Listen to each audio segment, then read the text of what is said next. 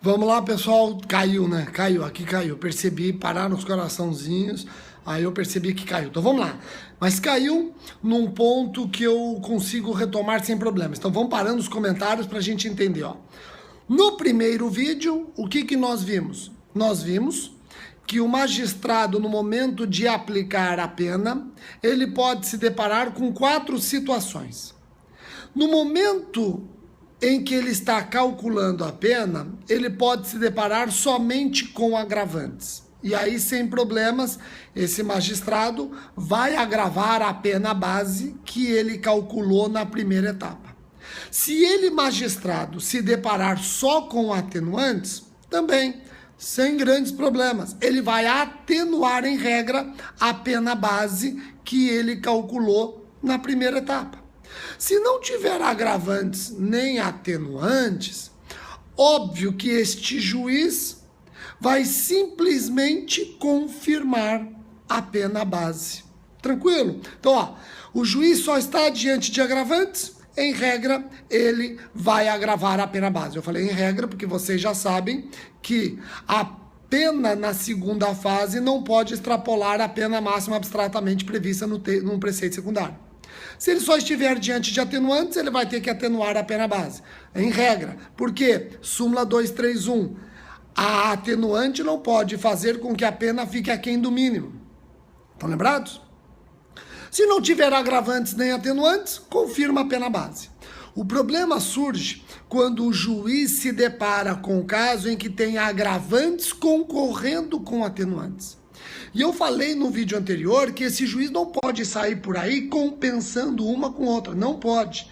Ele vai ter que pesquisar e decidir qual das circunstâncias é preponderante. Se a agravante é preponderante, esse juiz vai ter que agravar a pena base, repito, respeitando a pena máxima abstratamente prevista para o preceito secundário. Se a atenuante for preponderante, ele vai ter que atenuar a pena base, repito, respeitando a pena mínima abstratamente prevista no preceito secundário. Súmula 231 do STJ. Rogério, e como é que esse juiz vai saber se a agravante é preponderante ou se a atenuante é preponderante? O artigo 67 do Código Penal dá um norte. Dá um norte. Ele dá um caminho que o juiz deve trilhar para saber qual das duas é preponderante. Por exemplo, fica claro do artigo 67 que a circunstância subjetiva prepondera sobre a objetiva. Vejam, para nos auxiliar a entender o artigo 67, a jurisprudência montou um quadrinho. Qual o quadrinho que a jurisprudência apresentou para a gente? A circunstância que prepondera sobre todas é a circunstância atenuante da menoridade, menor de 21 na data dos fatos, ou da senilidade maior de 70 na data da sentença. Se o réu for menor de 21 na data dos fatos, essa atenuante prepondera sobre qualquer agravante. Repito, se o réu for menor de 21 na data dos fatos, essa atenuante prepondera sobre qualquer agravante de pena. Compreenderam isso? Joia. Agora vejam, olha que interessante. Rogério, a atenuante da menoridade e da senilidade ocupa o primeiro lugar? Sim. O que vem em seguida? A agravante da reincidência. Vejam, olha que interessante. Se ele não for menor de 21 na data dos fatos, nem maior de 70 na data da sentença, o que mais prepondera é a agravante da reincidência. Sendo ele reincidente, a reincidência prepondera sobre qualquer atenuante.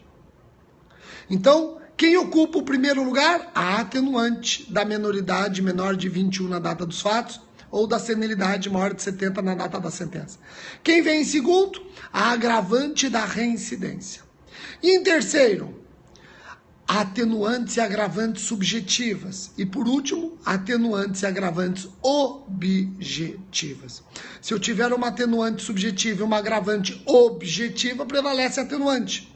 Se eu tiver uma agravante subjetiva e uma atenuante objetiva, prevalece a agravante. Compreenderam? Detalhe importantíssimo. Detalhe, é aqui que a coisa pega, pessoal. Preste atenção à coisa. É aqui que a coisa pega. Eu peço muita atenção de vocês. Ó. Vejam.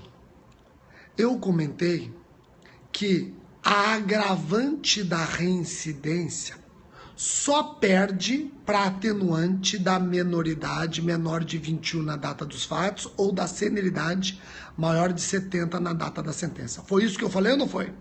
Foi isso que eu falei? Então vejam, a agravante da reincidência prepondera sobre todas as atenuantes. Só perde para a atenuante da menoridade menor de 21 na data dos fatos ou a atenuante da senilidade maior de 70 na data da sentença. Compreenderam? Cuidado. Cuidado com o que, Rogério? O STJ pacificou o entendimento, terceira sessão do STJ, pacificou o entendimento de que a agravante da reincidência compensa-se com a atenuante da confissão espontânea. Ou seja, a agravante da reincidência é tão preponderante quanto a atenuante da confissão espontânea. Se ele é reincidente, mas confessou espontaneamente a autoria do crime, as duas se compensam. O juiz nem agrava nem atenua. Eu vou repetir. Se ele é reincidente, mas confessou espontaneamente, a agravante da reincidência é compensada pela atenuante da confissão espontânea. Compreenderam? Ah, tem gente até colocando recados como se já soubesse disso. Ótimo, fico feliz. Agora preste atenção. Rogério, então eu posso ir para minha prova com essa decisão na cabeça de que a agravante da reincidência se compensa com a confissão espontânea? Sim, mas cuidado com o caso do multireincidente. Alguém até já alertou aqui. O próprio STJ falou que se ele é multireincidente, aí o juiz não compensa, agrava a pena pela reincidência. Então, cuidado se ele é multireincidente. Eu já coloquei isso na nova edição do meu livro, já está naquele caderno de atualização. Quem comprou meu livro depois de julho já recebeu o caderno de atualização. Eu já tenho essa jurisprudência. Se ele é multireincidente, eu não vou compensar a agravante da reincidência com a atenuante da confissão espontânea. Eu vejo até aqui Ricardo, por exemplo, dizendo, pô, isso é justo, isso é justo. É lógico que é justo, né? Seria violar o princípio da proporcionalidade. Eu encerro dizendo o seguinte, preste atenção. O STJ acabou de decidir que a agravante da reincidência também é compensada na violência doméstica e familiar contra a mulher. Vejam, desculpa, confundi, deixa eu falar. A confissão espontânea também compensa com a agravante da violência doméstica e familiar contra a mulher. Repito, e corrigindo, o STJ entendeu que a atenuante da confissão espontânea é compensada com a agravante da violência doméstica familiar contra a mulher. Isso é uma decisão do STJ que ainda não foi ratificada pela terceira sessão. Mas vejam que essa decisão me parece um absurdo. A pessoa que confessa espontaneamente ter praticado violência doméstica familiar contra a mulher, o crime de lesão corporal contra a esposa, por exemplo, essa confissão espontânea evita a agravante, no caso da ameaça, onde incide agravante, evita a agravante da violência doméstica familiar contra a mulher. Vocês entenderam? Eu ameacei minha esposa. O Ministério Público me denuncia por ameaça. Eu vou e confesso perante o juiz que eu ameacei minha esposa. O STJ decidiu que essa minha confissão espontânea de que eu pratiquei violência doméstica familiar contra a minha esposa crime de ameaça, é compensada com a agravante da violência doméstica familiar contra a mulher. Já que eu confessei, não incide agravante. Olha que absurdo. Bom, fica aqui apenas para vocês saberem que existe essa decisão. Vamos ver se ela vai ser ratificada ou não. Tá ok? Joia? Então eu encerro o meu Periscope da manhã, vou agora para o simpósio aqui em Teresina.